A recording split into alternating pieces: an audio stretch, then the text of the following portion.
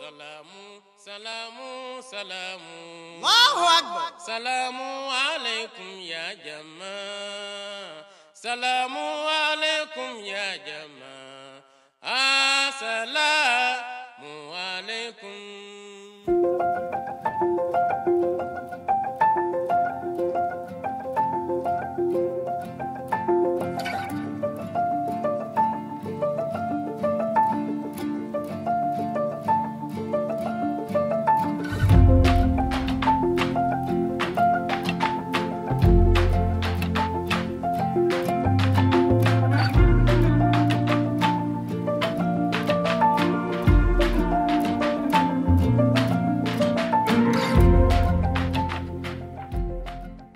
Assalamualaikum warahmatullahi wabarakatuh, Sobat Islam Ukraina dimanapun berada. Ketemu lagi dengan saya Syaf Ahmad dan rekan saya Muzaffar Ahmad. Saya Lutfi. Nah, kayak kita biasanya kita mengisi podcast ya, podcast Islam Ukraina. Tapi karena ada perbaikan di studio dengan suasana yang terbatas, jadi sedikit ada alternatif ya, perubahan. Kita juga mau kita buat konten baru ya, konten bareng. Sebenarnya bukan konten baru sih, hanya namanya aja ya. Ya, namanya berubah soalnya karena tempatnya juga tidak bisa menampilkan meja dan mic, jadi agak sulit. Kita dengan konsep baru, konten bareng. Ya, konten bareng. Apa itu konten bareng? Kita ngobrol ya hal-hal yang Trend. yang ngetren, yang trending gitu ya. Bareng-bareng. Tiga di sini. Bukan konten ya, kita konten. Ya, kita konten lah, konten secara ini. Tapi kali ini pembahasannya sebenarnya dibilang serius juga, ya maksudnya lumayan lagi hype itu ya, lagi hangat gitu. Beritanya belakangan ini lah, akhir tahun ini kita cukup banyak hal mengejutkan. Iya, hal yang mengejutkan gitu. Dan Mengejutkan juga dan sangat disesalkan gitu ya. Iya, ya di tengah maksudnya situasi yang sekarang, yang sebenarnya udah banyak harapan gitu ya. Banyak Pandemi sudah mulai turun. Tapi di penghujung ini ya ada hal yang cukup menyedihkan juga gitu, apalagi kita sebagai seorang muslim gitu ya, mendengarnya ini bagaimana cukup banyak terjadi pelecehan seksual terhadap kaum wanita ya, kaum Hawa. Nah, ini ada beberapa berita kalau kita bisa cari itu di Google, banyak sekali itu. Beritanya cukup viral juga itu ya. Ya. Nah, contohnya misalnya ada yang di mana? Di Bandung ya. Bandung, Saya tinggal di Bandung. Emang Pak Lutfi di Bandung ya kan. Itu lumayan ini juga, yang korbannya Banyak 21 orang. 21 orang kan. Awalnya 12 katanya.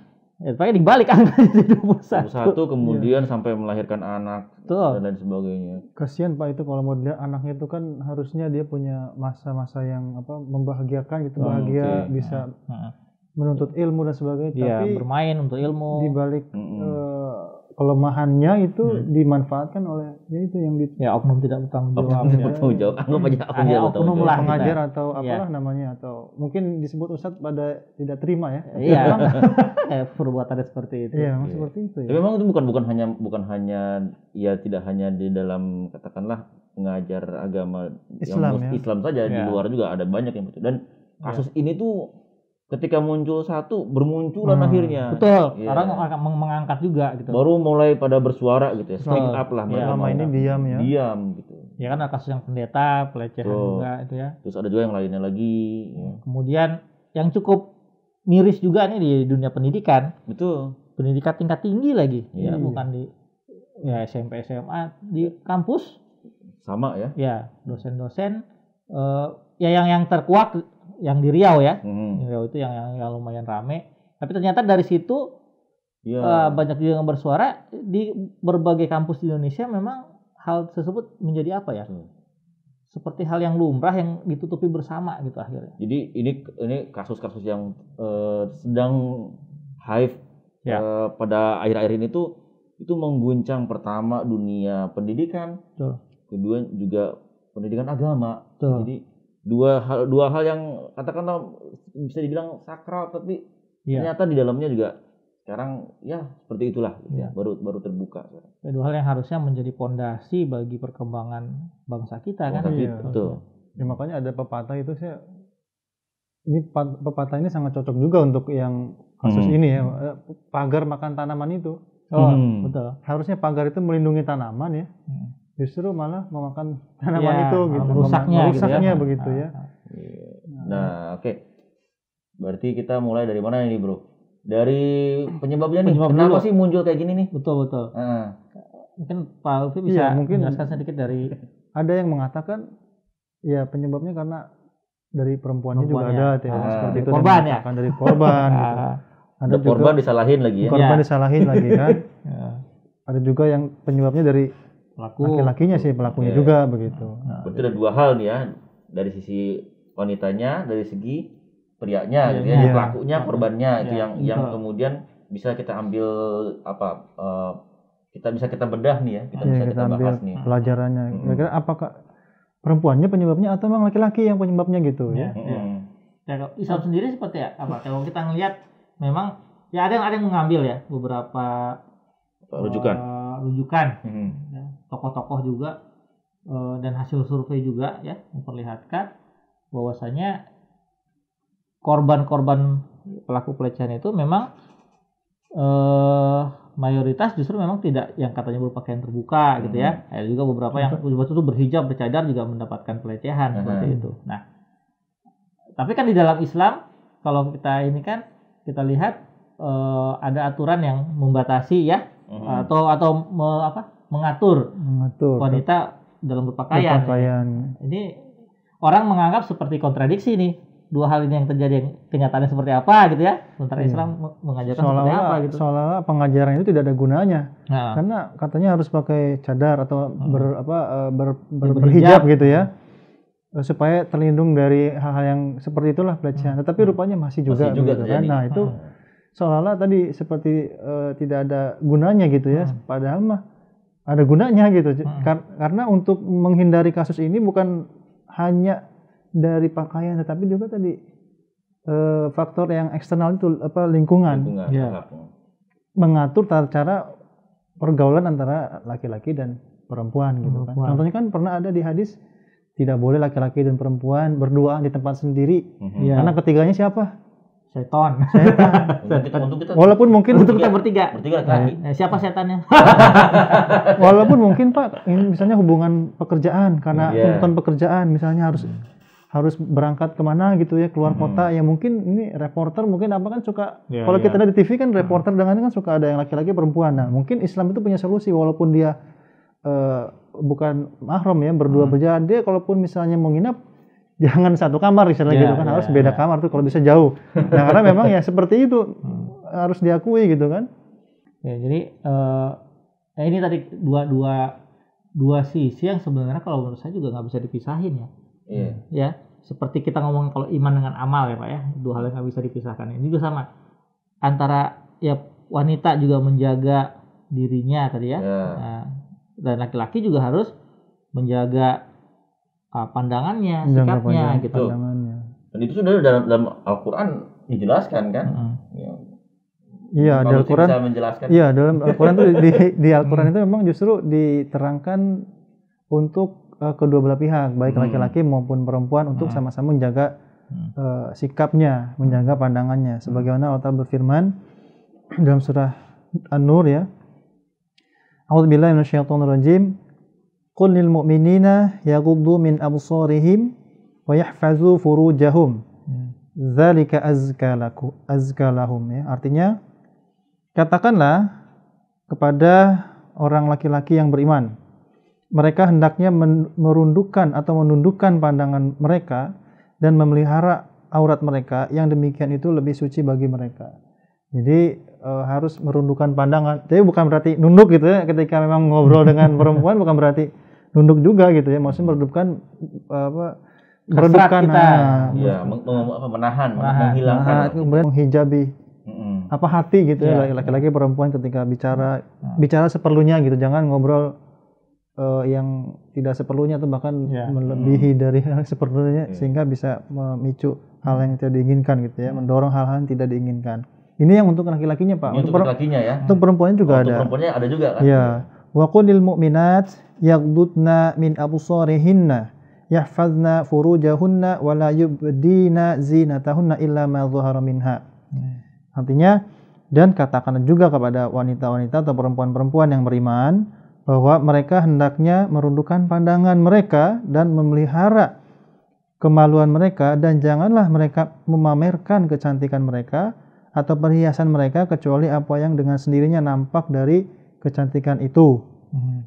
Liya'lama ma yukhfina min zinatihinna, ya. Dan hendaklah mereka kecuali apa yang dengan sendiri mereka nampak kecantikan mereka, dan hendaknya mereka mengenakan kudung mereka hingga menutupi dada mereka. Ini ayat selanjutnya. Dan ini sebenarnya panjang ayatnya. Tapi intinya bagaimana Allah Ta'ala mengatur, membimbing kaum mukmin laki-laki ataupun perempuan untuk sama-sama menjaga pandangannya, sikapnya. Dan perempuan tadi juga ayat selanjutnya nanti dikatakan supaya menggunakan hijab gitu ya. Ya, sebuah hal yang saya ingat cukup indah di sini. Bagaimana Allah Ta'ala menggambarkan pertama kali adalah laki-laki dulu yang harus menjaga, ya. Karena kita ini pagar gitu ya. Laki-laki ini harusnya kan tugasnya melindungi gitu ya. Kita tahu ya laki-laki biasanya makhluk yang lebih dominan, yang lebih kuat lah daripada kebanyakan wanita. Oleh Allah Ta'ala kita disuruh menahan diri kita dulu, ya. Jangan sampai kita terbawa dengan hawa nafsu, karena memang laki-laki kan diberikan oleh Allah Ta'ala itu ya, hawa nafsu itu. Kenapa? Perempuan juga diberikan juga sama. Iya. Cuman perbedaannya laki-laki mungkin punya lebih, dalam lingkungan dia punya kekuasaan atau punya power yang lebih ketimbang perempuan. Apalagi tadi kan pengajar kepada muridnya, kan dia punya dari segi profesi dia punya power. Iya, dominan rata-rata yang itu mereka bersembunyi di balik profesinya. Apapun profesinya, entah guru. Alasannya kan banyak ketika mau itu kan, misalnya dengan paksaan, apakah itu paksaannya tidak akan mendapatkan nilai dan lain sebagainya. Misalkan kalau dia sedang masalah di perguruan tinggi, skripsinya tidak akan keluar dan lain sebagainya, dipersulit dan sebagainya. Misalnya bos dengan sekretarisnya atau dengan kalau mau dijaga gitu kan. Atau juga misalnya iming-iming yang ya katakanlah banyak juga ya sekarang yang mereka ini karena mungkin ya udah namanya pengajar, apalagi pengajar agama itu kan Ustaz percaya aja gitu. Percaya aja apa omongannya, misalkan kamu pengen apa segala macam nanti saya bantu, tapi harus begini misalnya kan. Nah, sebenarnya ketika mendapatkan itu sebenarnya sudah ada penjaga diri. Nggak mungkin dong ajaran agama mengajarkan seperti itu. Iya. Itu sebenarnya jadi pembatas diri juga sebenarnya. Emang itu kadang orang kita tuh awam ya kadang-kadang, atau awam atau gampang mudah percaya gitu. Orang tuanya juga misal saya titipan ke ustadz lah, namanya ustadz, atau saya titipan ke dosen ini, kan dosen nggak mungkin lah berbuat yang ini. Yang namanya ustadz, yang namanya atau pengajar agama atau apa tadi dosen atau bos, itu dia kan laki-laki juga punya dorongan manusia ini. Juga, makanya di Al-Quran dikatakan tidak ada kecuali. Semua laki-laki atau semua perempuan mau dia profesi apa, jadi kadang-kadang gitu Pak. Karena ini Pak Ustadz, saya percayalah, walaupun dia pada saat itu keimanannya lagi baik, ya kan? Tapi tadi kesempatan menggiring atau membawa dia untuk berbuat yang tidak senonoh, ya bisa saja jadi tergoda. Kan Ustaz juga manusia yang bisa digoda, setan selalu menggoda. Betul. Dalam hadis dikatakan wali saja yang sudah mau wafat masih digoda oleh setan, apalagi ustaz. Jadi pelajarannya juga orang tua siapapun atau perempuan, walaupun dia ustaz ataupun dia guru, perlakukannya sama. Kalau dalam hal ini pergaulan laki-laki dan perempuan sama saja gitu. Mungkin memang mungkin mereka juga punya kelebihan, punya mungkin daya tahannya lebih kuat gitu, maksudnya dari godaan. Tetapi kalau terus-terusan tidak bisa menjamin, mereka kan bukan nabi yang maksum gitu ya. Sedangkan Rasulullah SAW sendiri yang kita lihat adalah sosok yang paling sempurna lah ya dibanding yang lain. Beliau sendiri menjaga diri. Tidak sembarangan bergaul dengan wanita. Apalagi kita yang punya keimanan yang lemah lah, cukup lemah dibandingkan dengan Rasulullah SAW gitu kan. Jangan coba-coba gitu. Kan makanya di dalam Al-Quran wala taqrabu zina. Janganlah kamu dekati, bukan jangan kamu lakukan dulu. Jadi proses menuju ke sana pun kita sudah tindakan preventifnya itu udah diperingatkan oleh Al-Quran supaya proses yang mengarah ke sana itu harus ditutup. Gitu kan? Dicegah. Bagaimana Islam menjaga celah-celah terkecil untuk melakukan perbuatan itu gitu. Jangan sampai ada kecil apapun celahnya. Orang bisa berbuat seperti itu. Jadi itulah bagaimana Islam mengatur baik secara individunya ataupun lingkungannya harus dijaga. Dan yang maksud wala taqrabuz zina juga sama tadi Pak, misalnya kayak bos dengan sekretarisnya itu kan misalnya di dalam ruangan kan profesi pekerjaan mengharuskan dia ini. Nah, itu jadi terkadang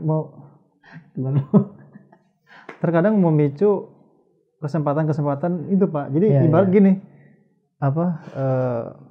singa ya, entah yang lapar, singa lapar gitu ya. Kemudian kita letakkan misalnya daging segar. Terus kita berpikir nggak mungkin singanya nggak dimakan itu. Dimakan pasti sama gitu. Memang ada juga yang terjadi begini. Pernah melihat di beberapa kasus tidak hanya kasus yang itu ya. Jadi misalnya si perempuannya sebenarnya udah menjaga tuh. Perempuannya sudah menjaga nih. Saya pernah melihat itu video ada dari CCTV gitu ya. Orang pekerja lah gitu ya. Karyawan, dia bekerja, sudah asik bekerja. Tiba-tiba datang bosnya ya, ngajak ngobrol pas segala macam. Padahal dia sendirian di situ nggak ada karena yang dari si pelakunya aja datang mendekati, ngajak ngobrol segala macam, cari alasan untuk dia melecehkan dan sebagainya. Karena si perempuan ini merasa ini akan dilecehkan, akhirnya yang terjadi apa? Dia pergi aja. Dia pergi dari situ, kabur. Nah, memang harusnya seperti itu.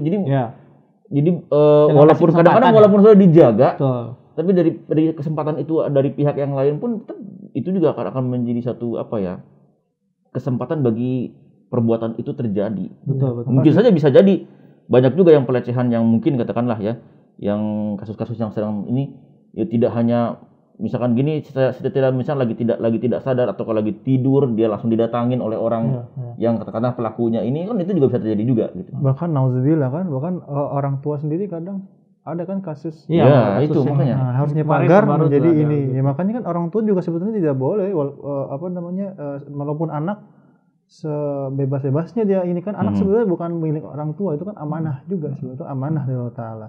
Dan diatur bagaimana pemisahan di kamarnya dipisah. Kalau sudah mulai remaja ya atau sudah mulai besar kan harus dipisah kamarnya dengan anaknya itu orang tua. Terus dan juga antara anak laki-laki dan perempuan juga harus dipisah. Jadi Islam sudah mengatur sebetulnya dengan sangat baik yang kalau kita amalkan insya Allah akan mengurangi atau bahkan bisa menghilangi hal-hal yang seperti ini begitu.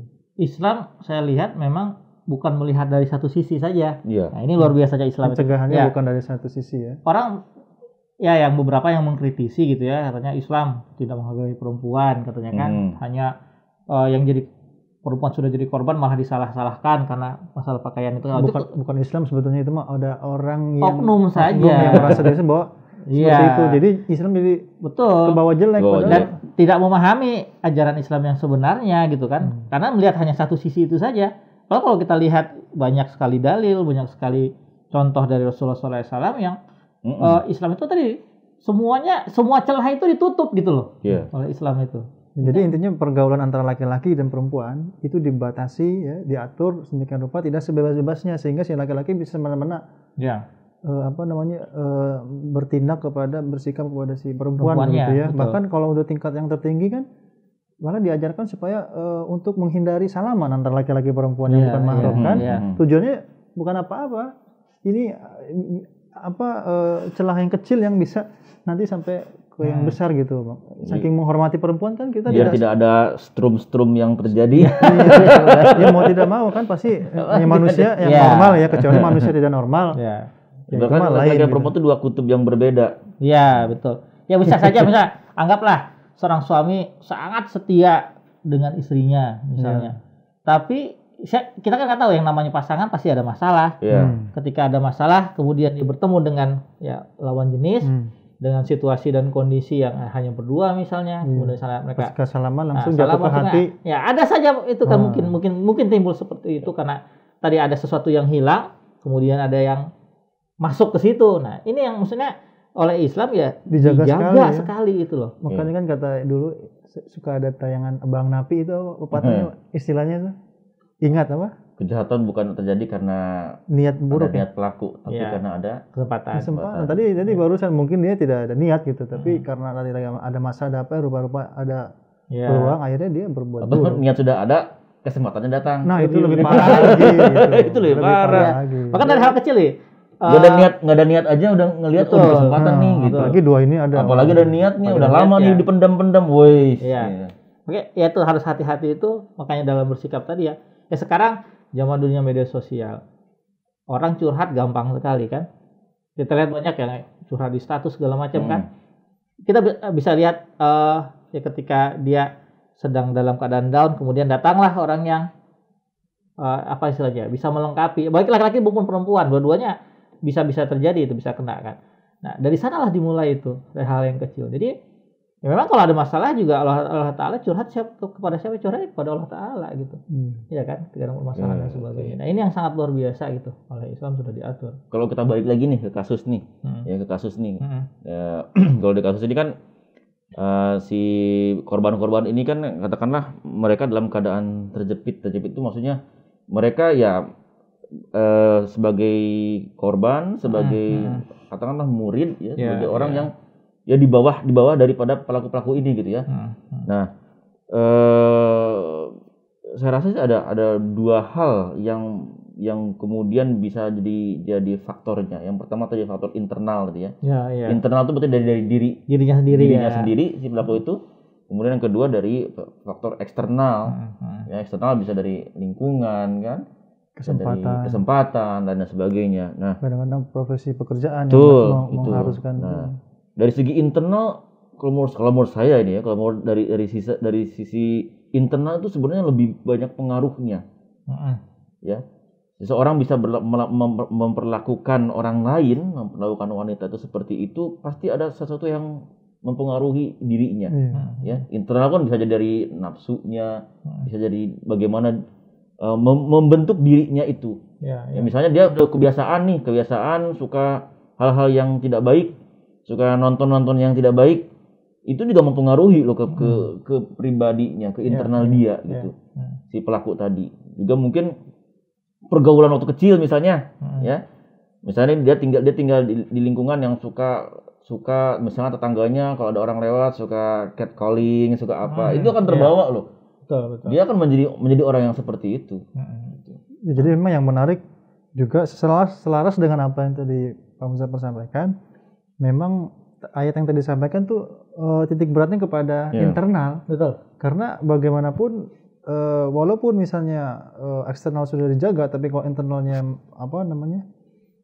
dorongannya sangat buruk, itu tetap diterabas juga sama dia yang eksternal gitu. Contohnya tadi di awal sebelum kita ini ngobrol dengan Kang Hasan ya, itu di masjid ada yang melakukan pelecehan juga di masjid, itu berarti internal.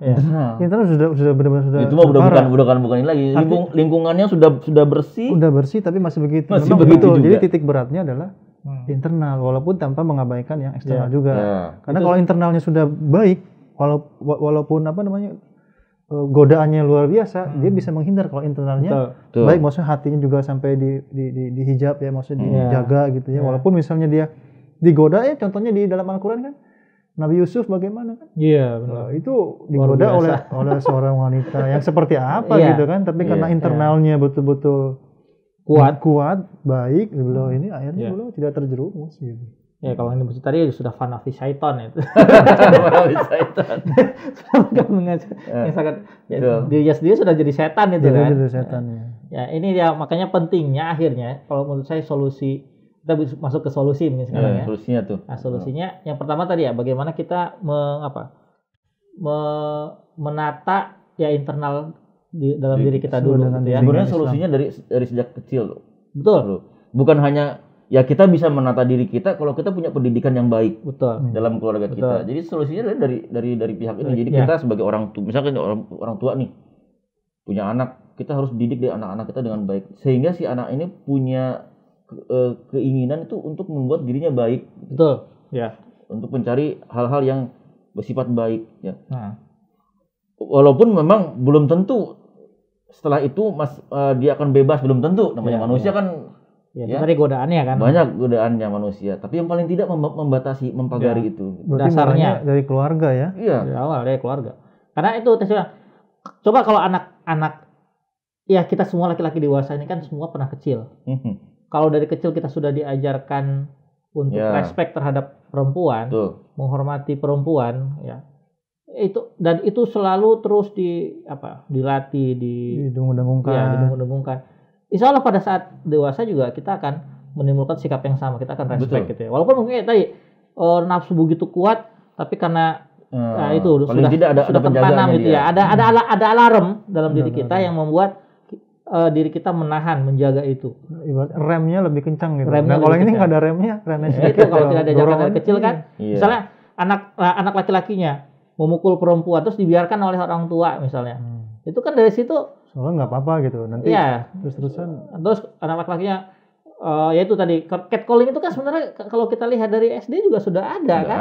C misalnya kan awalnya kan gitu-gitu ya. Nah, ketika besar berubah, lama-lama orientasinya berubah dan semakin parah kan gitu. Nanti kalau dari kecil sudah dikasih pemahaman kamu jangan nggak boleh begitu dengan perempuan, dia bisa malu misalnya. Nah, itu insya Allah sampai dewasa akan tertanam gitu. Ya, setelah itu lingkungannya juga.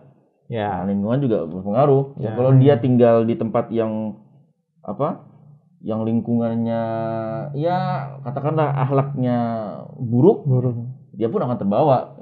Ya, kalau dia jemplung di lingkungan itu. Ya, makanya ya pilihan kita ya harus itu tadi memagari diri kita itu tadi kan. Dari keluarga, dan kemudian tidak kalah pentingnya ya kita harus banyak berdoa juga kan, doa istighfar dan sebagainya. Karena memang di luar sana oke lah di lingkungan keluarga atau lingkungan terdekat. Tapi kalau misalnya jauh lingkungan kerja dan sebagainya, kan sulit juga ya untuk mengendalikannya begitu ya kadang. Makanya disitulah pentingnya berdoa istighfar supaya Allah Ta'ala melindungi kita gitu dengan tabungan doa-doa kita yang tadinya harusnya orang itu mengalami pelecehan ya karena kesempatan sudah ada dari si orang jahat itu, si predator itu. Tapi karena tabungan doanya entah ada orang datang lah, entah dari ini, entah bagaimana, akhirnya terhindarkan. Jadi bukan hanya upaya lahiriah saja, tapi juga upaya rohani juga supaya apalagi tidak bisa salah satunya, harus dua-duanya memang. Harus banyak hal yang harus kita ini. Nah, yang terakhir mungkin kita kalau ada sekarang kan sudah banyak kejadian ya anggaplah ini terjadi misalnya dengan kerabat kita, dengan orang terdekat kita, tetangga kita. Nah, apa sih yang harus kita lakukan gitu ya sebagai seorang muslim? Ini kan juga penting juga karena akan berpengaruh kepada masa depan si korban itu tadi, ataupun ya kepada si pelakunya seperti apa. Saya jangan mungkin karena melihat si pelakunya tadi apakah tokoh agama kah, tokoh masyarakat, jadi kemudian ada pembelaan terhadap apa yang dia perbuat. Itu nggak bisa, tetap saja harus dihukum. Harus dihukum. Yang untuk pelakunya harus dihukum. Kemudian untuk korbannya ini sudah terjadi mengakar di masyarakat sebenarnya. Banyak orang-orang yang ya katakanlah wanita-wanita yang jadi korban pelecehan, baik itu perkosaan dan sebagainya, justru malah dikucilkan. Disalahkan. Kamu nih gara-gara kamu pakaiannya begini nih semacam. Padahal misalnya dia sudah tidak menjaga itu. Nah, ini harus stigma yang seperti ini harus dihilangkan masyarakat. Bayangkan dia sudah menjadi korban, kemudian udah gitu dibilang, oh kamu inilah, kamu itulah gitu ya, kamu perempuan tidak benar lah dan sebagainya. Itu akan justru menambah ininya. Sementara perempuan sendiri kita tahu adalah makhluk yang merasa. Betul. Gitu. Ya. Ketika disampaikan hal begitu ya pasti akan tertekan ke dirinya sendiri, apalagi kemudian akan berpengaruh ke bagaimana dirinya akan mendidik anaknya nantinya. Jadi kita sebagai orang tetangganya atau siapa orang terdekat yang melihat ada seperti itu ya harus support lah ya. Betul. Support secara gini. Masalah kayak gini kan sebenarnya masyarakat dibilangnya masalah yang tabu. Tabu. Solusi bagi masyarakat yang mudah, masyarakat awam tuh itu menyalahkan. Baik itu menyalahkan pelaku atau menyalahkan korbannya. Sebenarnya itu tidak boleh seperti itu. Ya pelakunya harus kita hukum dengan seberat-beratnya, korbannya harus kita dukung, harus kita support, harus kita support sampai sembuh ya. Mental. Betul, sampai sembuh, mentalnya supaya balik lagi. Ya. Oke. Mungkin ini ya, Bapak, pembahasan kita sudah sangat luar biasa menurut saya. Bagaimana cukup dalam lah kita membahas mengenai pelecehan ini dipandang dari berbagai sudut ya. Betul. Jadi bukan cuma satu saja yang disalahkan, tapi dan pencegahannya juga harus dilakukan oleh kedua belah pihak. Ya. Dan bagaimana kita di dalam masyarakat juga harus bersikap. Sobat Islamku keren dimanapun kalian berada, ini perbincangan kita. Ya mudah-mudahan bisa memberikan secercah harapan lah ya buat kita semua. Dan kedepannya peristiwa-peristiwa ini jangan sampai terjadi lagi gitu ya. Ini sebagai edukasi lah gitu. Ya, mudah jadi edukasi juga buat kita semua. Bagaimana kita melakukan pencegahan ya supaya hal seperti ini tidak terjadi lagi di dalam masyarakat. Kalau kalian punya opini, punya apa yang ingin ditanyakan, silakan di kolom komentar. Insya Allah akan kita respon di program-program berikutnya. Demikian, saya Syihab. Saya Muzaffar. Saya Lutfi. Pamit. Assalamualaikum warahmatullahi wabarakatuh. Assalamualaikum ya jamaah.